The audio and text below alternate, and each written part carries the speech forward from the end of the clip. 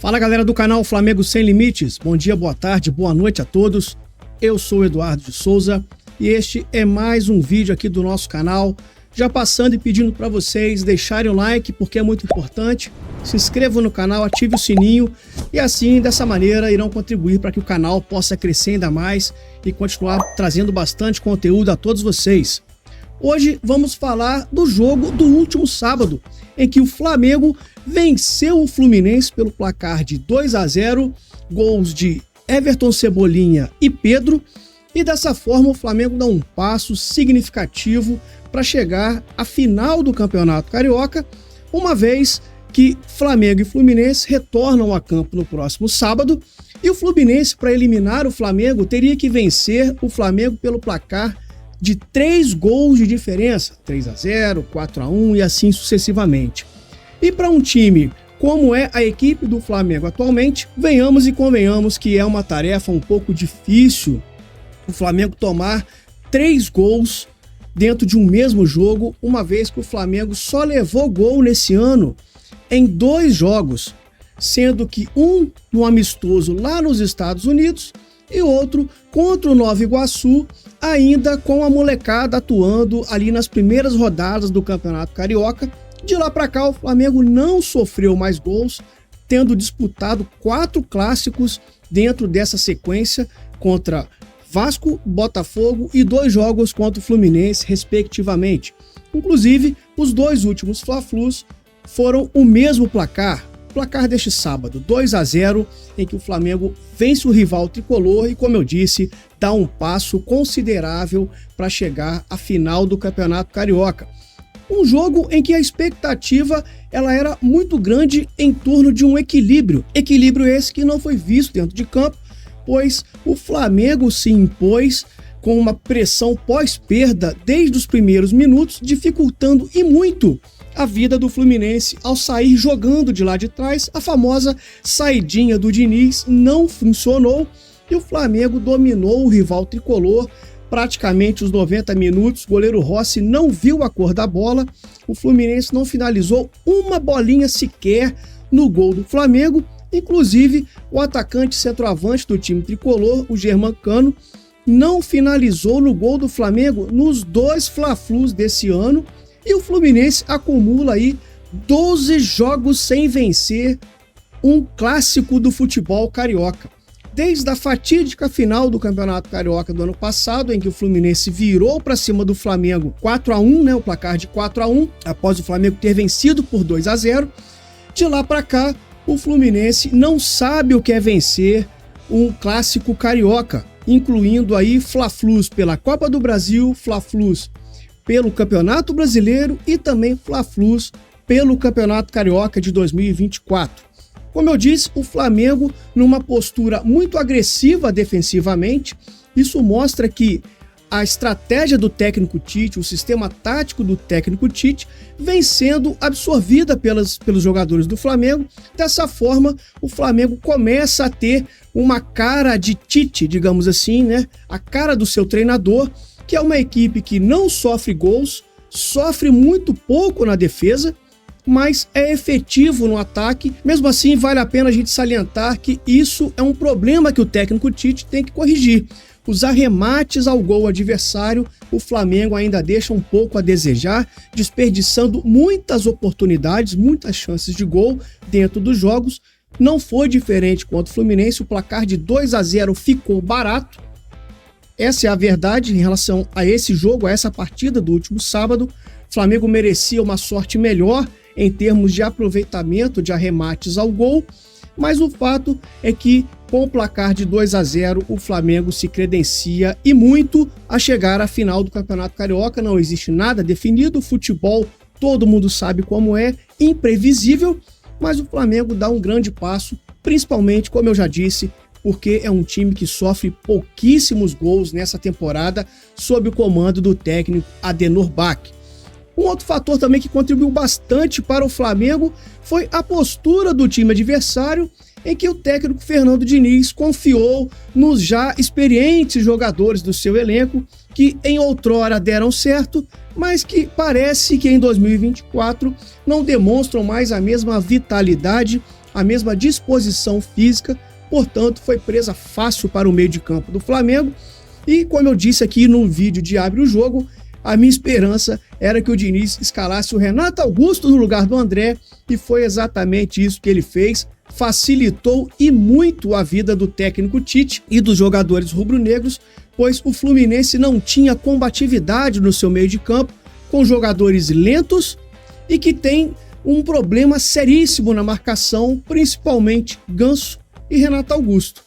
Apesar da escolha do Diogo Barbosa pela lateral esquerda, no segundo tempo, quando o Flamengo já vencia o jogo pelo placar de 1-0 com o gol do Cebolinha, o Diniz ainda me coloca o Marcelo para atuar pela lateral esquerda, facilitou ainda mais a vida da equipe rubro-negra, e dessa forma o Flamengo se impôs, tanto tática quanto fisicamente, e levou aí a partida por 2-0, como eu disse, o gol do Cebolinha marcado no primeiro tempo, numa insistência até da equipe rubro-negra em ficar chuveirando muita bola na área, deu certo, Cebolinha marcou de cabeça, e no segundo tempo o Pedro também de cabeça marca o segundo gol.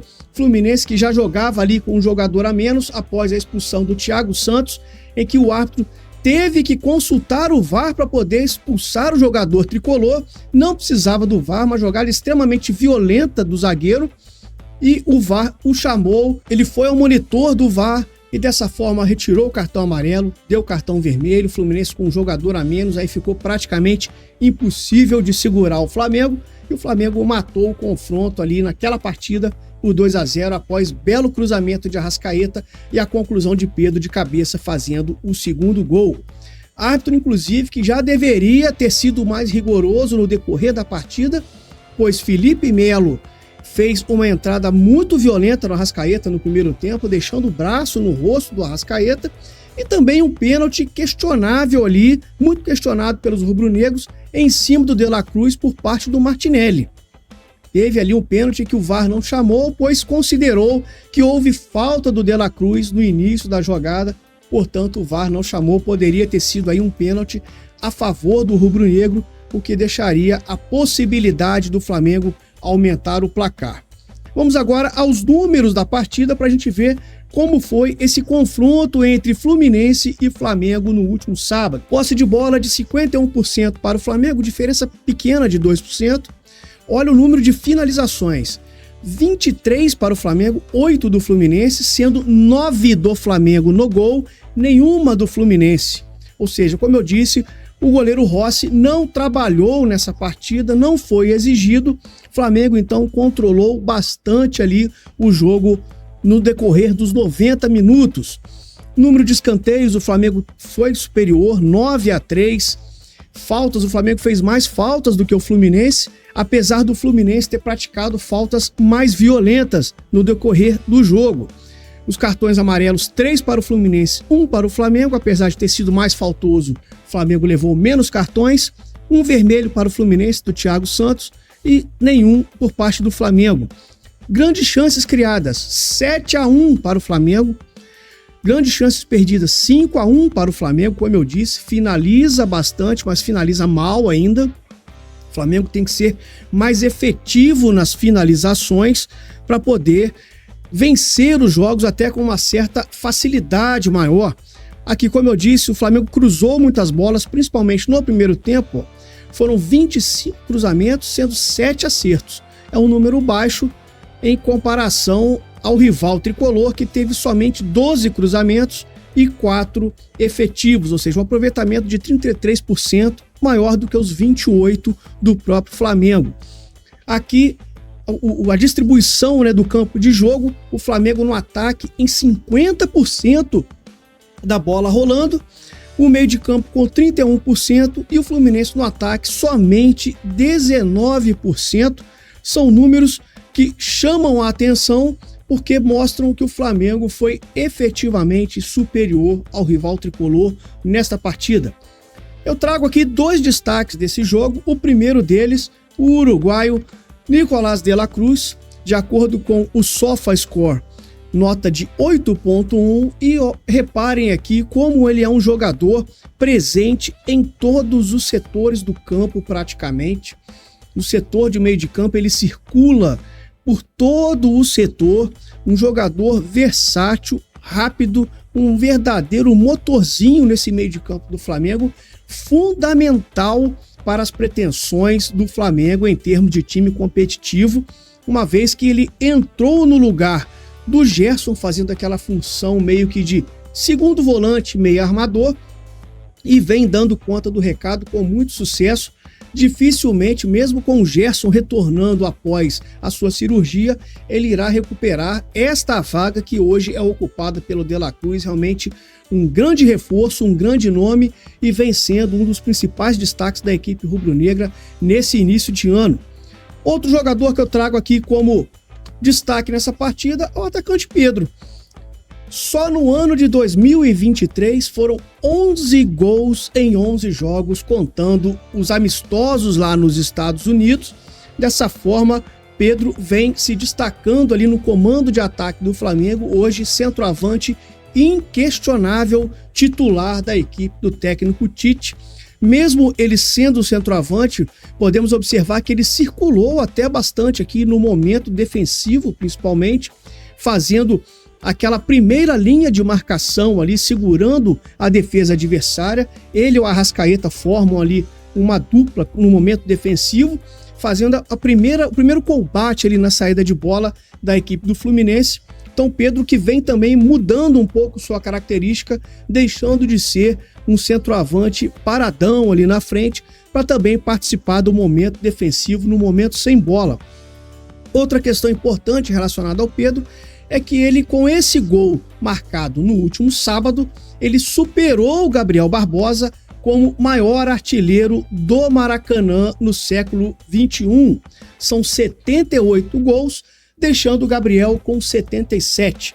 Ou seja, em termos de centroavante, de ataque, o Flamengo muito bem servido, tanto com Pedro quanto com Gabriel Barbosa. Só esperamos que o Gabriel possa recuperar aquele futebol que ele deixou parado lá em 2022, e de lá para cá foi ladeira abaixo, não vem rendendo, inclusive não vem sendo nem relacionado, óbvio, em função de um problema muscular nos últimos jogos, mas no ano passado já havia deixado a desejar, e bastante, nos arremates, no número de gols. Lembrando que o Gabriel marcou 2 gols de bola rolando de agosto até agora. É um número baixíssimo para o potencial que tem o jogador, mas o Pedro vem dando conta do recado, assumindo aí o protagonismo no comando de ataque do Flamengo. Esperamos que se mantenha assim, que o Flamengo possa colher bons frutos lá na frente, conquistando campeonatos grandes.